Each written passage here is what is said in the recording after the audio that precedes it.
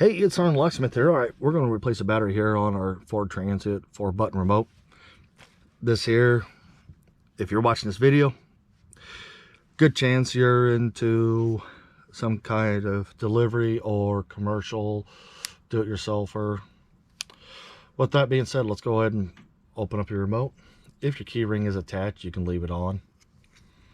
Now, if you look in here, you'll see, let's see if I can get you a good view there. There's a little tab dang there in the middle of it.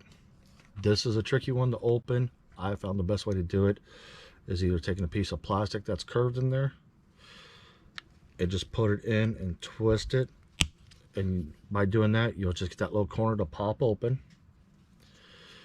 and once that pops open you'll have a little spot you can put your flat tip in there. If you don't, just move down the plastic and just rotate it again, and there it goes, pops open. Here's our battery, CR2032 battery.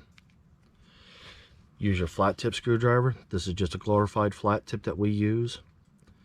Put it over on the corner, lift up, battery's out, we're done. This is a new remote we're using, so we'll just put the same battery back in, put it in. It even shows you on the cover, positive side up. Take the back half, put it on there, squeeze it, and you'll notice it seams back together.